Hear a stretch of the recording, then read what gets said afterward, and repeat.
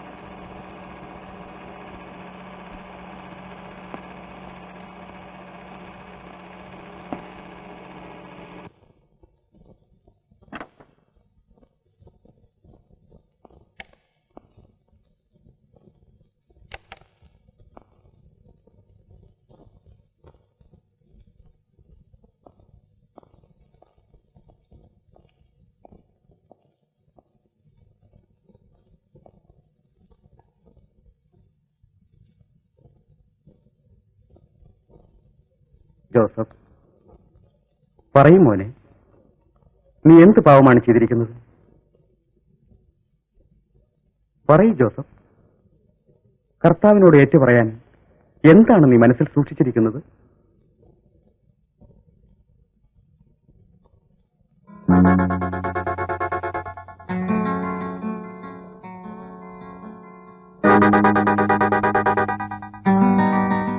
Joseph, Joseph,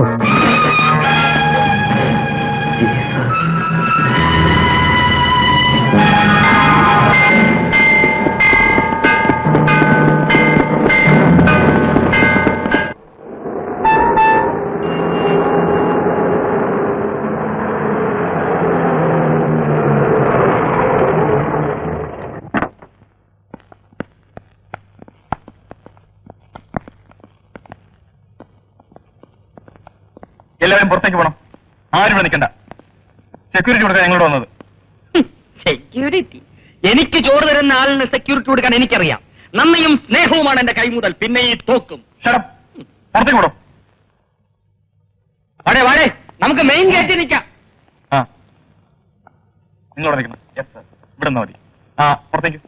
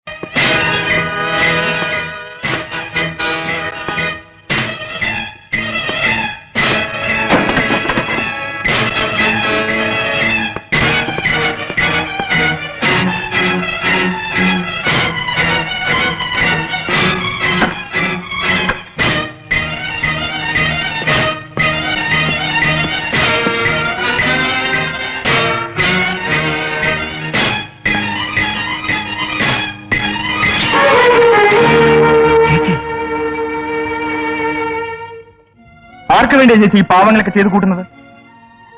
കൊന്നു മതിയായില്ലേ ഇനിയും? കുറ്റവാളികളുടെ പട്ടികയിൽ 1ാം സ്ഥാനത്ത് എന്നെ ചേച്ചി. പോലീസ് ഓഫീസറെ അനിയന് അഭിമാനിക്കാൻ ഇതിൽ കൂടുതൽ എന്ത് വേണം? കാണുമ്പോൾ വെടിവെച്ച് കൊല്ലാൻ ഓർഡർ.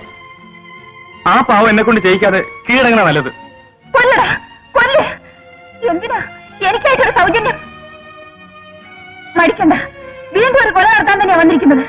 കൊല്ലാനുള്ള മനക്കരുത്ത് എനിക്ക് വരദാനമായി തന്ന നമ്പീശ മുതലാളിയെ. എടാ, അന്ന് നീ ഒളിച്ചോടുമ്പോൾ ഒരു കാര്യം ഓർക്കാൻ മറന്നുപോയി.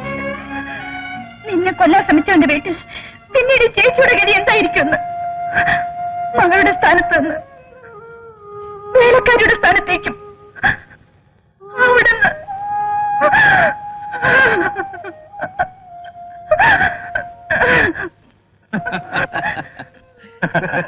ഈ ഒരു കമ്പനി ഇത്രയും കാലം മിസ്സായത് ഓർക്കുമ്പോഴാ സങ്കടം. ഇപ്പൊ തന്നെ ഇങ്ങനെ ഒരു കേസ് ഉണ്ടാവാനും അത് എന്റെ ബെഞ്ചിൽ തന്നെ വരാനും ഇടയായതുകൊണ്ടല്ലേ നമ്പീശനുമായി ഈ ബന്ധം ഉണ്ടായത്. അല്ലെങ്കിൽ തന്നെ ഞാൻ ജോസഫിനെ പരിചയപ്പെടാതിരിക്കുകയായിരുന്നു.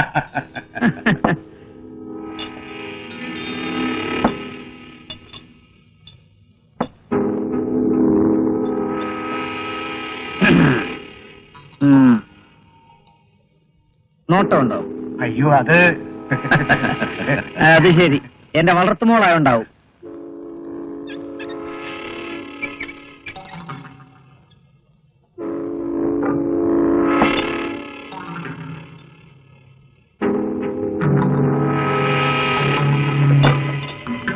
മോളെ ശാന്തി, ഇവിടെ വന്നിരി. ഇവർക്കൊരു കമ്പനി വേണമെന്ന്.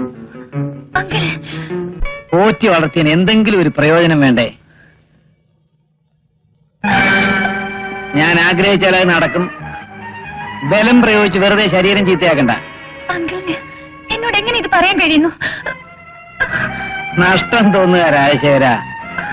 ഇത്രയും നല്ലൊരു ഉരുപ്പിടി വീട്ടിൽ വെച്ചിട്ടാണല്ലോ നാടാകെ തപ്പിപ്പെറുക്കിയത്. കൃത്യസമയത്ത് ഞാൻ വന്നു.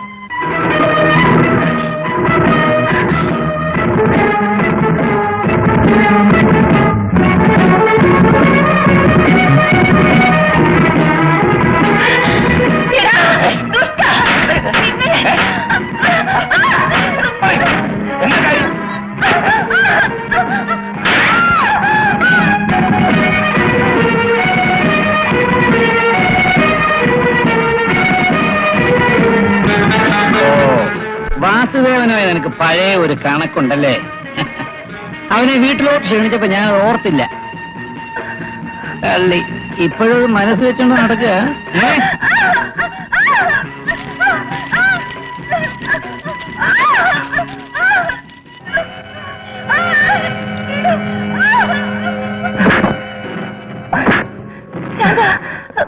ഇല്ല ചേച്ചി, ഇനി എന്റെ ഊഴമ. ആ മനുഷ്യൻ ഇന്നേ വരെ ചെയ്ത എല്ലാ ദ്രോഹങ്ങളും ഞാൻ വിളിച്ചു കൊണ്ടുവരും. അവൻ രക്ഷപ്പെടില്ല. ഞാൻ അയാളെ വെറുതെ വിടില്ല.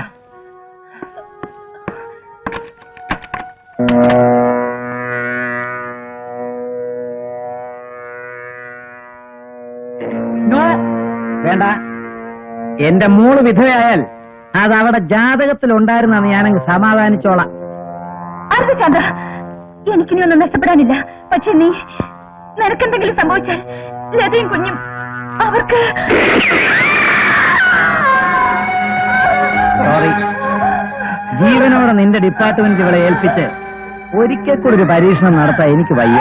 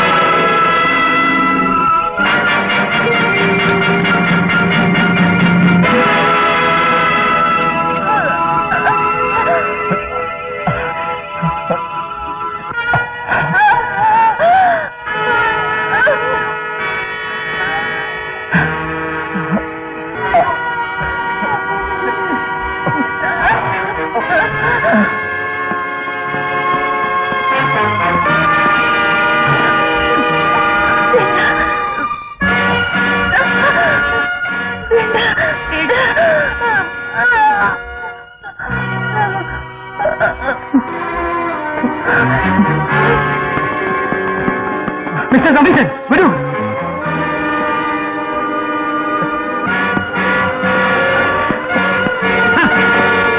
എന്താ ഇത്? കാക്കിവേഷം കൂടെ തന്നെ കൊല്ലാൻ വെച്ചിരിക്കുകയാണോ? നിങ്ങളുടെ ഒരു ഒടുക്കത്തെ സെക്യൂരിറ്റി. നിയമം തെറ്റിക്കുന്ന നിയമപാലകരെ നിങ്ങൾക്ക് തടയാൻ കഴിഞ്ഞില്ലെങ്കിൽ ഇതുപോലെ നിയമം ഞങ്ങൾക്ക് കയ്യിലെടുക്കേണ്ടി വരും. ബാക്കി നമുക്ക് കോടതി കാണാം. ഹ.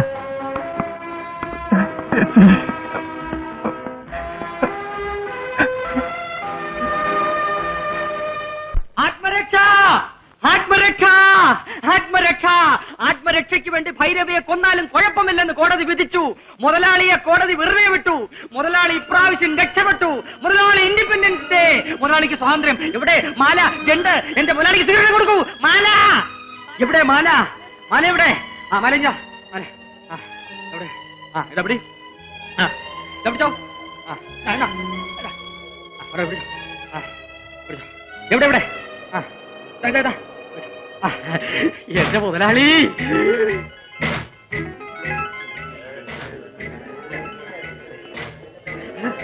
എന്റെ മുതലാളി എല്ലാരും കൈയടിച്ചേ. മുതലാളി ഐക്യം വിളിക്കേ. മുതലാളി ഐക്യം മുതലാളി ഐക്യം.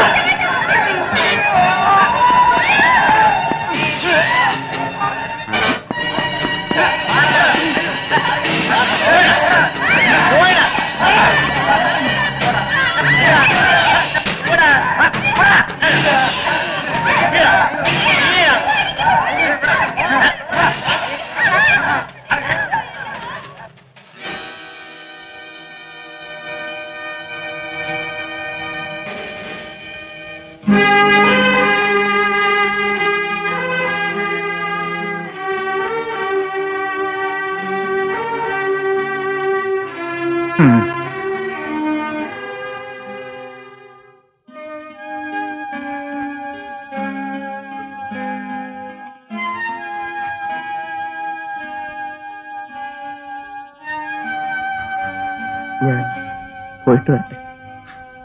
കാത്തിരിക്കും. അത് മാത്രമേ എനിക്ക് കഴിയൂ.